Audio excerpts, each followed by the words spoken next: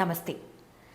ജനസംഖ്യ കൊണ്ടും തയ്യാറെടുപ്പ് കൊണ്ടും സാങ്കേതിക വിദ്യ കൊണ്ടും ആത്മീയത കൊണ്ടും പലതിലും ഈ കുംഭമേള ലോകത്ത് ഒന്നാമതാണ്. ഉത്തർപ്രദേശും അവരുടെ യോഗി മഹാരാജും ലോകത്തെ ഞെട്ടിക്കുന്നത് എങ്ങനെയാണ് എന്ന് നിങ്ങൾ അറിയണം.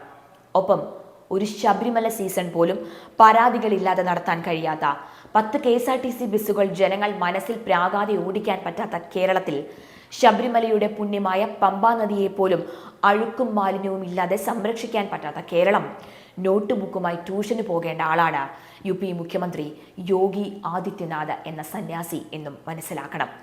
ശബരിമലയിൽ മണിക്കൂറുകളോളം വരി നിൽക്കുന്നവർക്ക് അല്പം വെള്ളവും ഭക്ഷണവും കൊടുക്കാനോ അവർക്ക് ശരിയായ ടോയ്ലറ്റ് സൗകര്യങ്ങൾ ഒരുക്കാനോ അയ്യപ്പ ഭക്തരുടെ കാശെണ്ണി കേരളത്തിലെ സർക്കാരിന് ഇതുവരെ കഴിഞ്ഞിട്ടില്ല എന്നതും നാം മറന്നു പോകരുത്.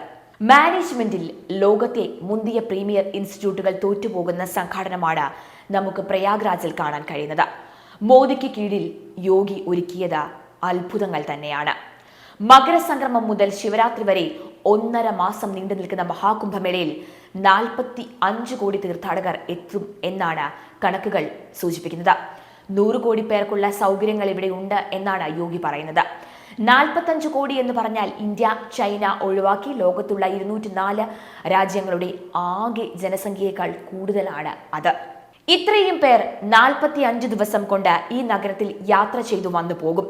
ആലോചിക്കൂ, എത്ര ട്രെയിൻ, എത്ര വിമാനങ്ങൾ, എത്ര ബസ്സുകൾ, എത്ര റോഡ് സർവീസുകൾ, എത്ര ബസ് സ്റ്റേഷനുകൾ, റെയിൽവേ സ്റ്റേഷനുകൾ, ദേശീയപാതകൾ, സർക്കാരും സ്വകാര്യ ബസ്സുകളും, എന്തെല്ലാം സജ്ജീകരണങ്ങൾ നിശബ്ദമായി ഇവിടെ ഒരുങ്ങിക്കഴിഞ്ഞിരിക്കുന്നു. ഈ കുംഭമേളയുടെ ഭാഗമായി ഏകദേശം 4 ലക്ഷം കോടി രൂപയാണ് പ്രയാഗ്രാജിന്റെയും UPയുടെയും GDPയിലേക്ക് സംഭാവന ചെയ്യുക. 4 ലക്ഷം കോടി രൂപ, അതായത് കേരളത്തിന്റെ മൊത്തം GDPയുടെ 1/3 വെറും 45 ദിവസം കൊണ്ട് യോഗി കുംഭമേള വഴി കൊണ്ടുവരും. ഏകദേശം $50 ബില്യൺ. ഉത്തർപ്രദേശിന്റെ സമ്പദ് വ്യവസ്ഥയിൽ അത് വികസനമായും തൊഴിലായും ക്ഷേമ പദ്ധതികളായും സാധാരണക്കാരനിലേക്ക് എത്തിച്ചേരുകയും ചെയ്യും.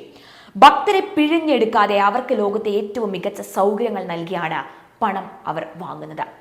ഇത് ഡിജിറ്റൽ മഹാകുംഭമേളയാണ്. ഭക്തിയെ ടെക്നോളജി കൊണ്ടും ആധ്യാത്മികതയെ ഡിജിറ്റൽ വൽക്കരിച്ചും ലോകത്തിന് തന്നെ നാളെയുടെ മോഡലാണ് ഉത്തർപ്രദേശ് കാണിച്ചു കൊടുക്കുന്നത്. ലോകത്തിലെ ഏറ്റവും വലിയ AI security command and control system ഒരുപക്ഷെ മഹാകുംഭമേളയിൽ മാത്രമാകും. ലോകത്തിലെ ഏറ്റവും വലിയ AI aided lost and found സെന്ററാണ് മഹാകുംഭമേളയിൽ യോഗി ഒരുക്കിയിരിക്കുന്നത്. ലോകത്തിലെ ഏറ്റവും വലിയ AI traffic and crowd control system മഹാകുംഭമേളയിൽ തിരക്കും വാഹനങ്ങളും നിയന്ത്രിക്കും. വണ്ടികളുടെ പാർക്കിംഗ് ലോട്ടുകൾ ക്രമീകരിച്ചിരിക്കുന്നത് 10 ലക്ഷം വാഹനങ്ങൾക്കാണ്. അതും ഡിജിറ്റലായി അപ്ഡേറ്റ് ചെയ്യപ്പെടുന്നു എന്നതോർക്കണം. അവിടം കൊണ്ടൊന്നും 40 കിലോമീറ്റർ പ്രദേശം, അതായത് 4000 ഹെക്ടർ കുംഭമേള ഭൂമിയിലെ അത്ഭുതങ്ങൾ അവസാനിക്കുന്നില്ല. 1.5 ലക്ഷം ടെന്റുകൾ, 1.5 ലക്ഷം ടോയ്ലറ്റുകൾ, 25,000 മാലിന്യ ശേഖരണ ടാങ്കുകൾ, 15,000 ശുചീകരണ ജീവനക്കാർ, 160 മാലിന്യ ശേഖരണ വാഹനങ്ങൾ, 69,000 LED ലൈറ്റുകൾ, 30 താൽക്കാലിക പാലങ്ങൾ, 50,000 പോലീസ് അർദ്ധസൈനിക വിഭാഗം, 3,000 CCTV ക്യാമറകൾ.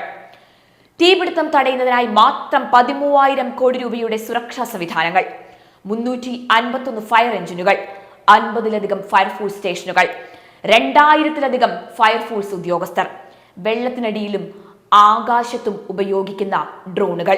യോഗി ആദിത്യനാഥ് മുന്തിയ മാനേജ്മെന്റ് ഇൻസ്റ്റിറ്റ്യൂട്ടിൽ പഠിച്ച എലീറ്റ് ക്ലാസ് അല്ല.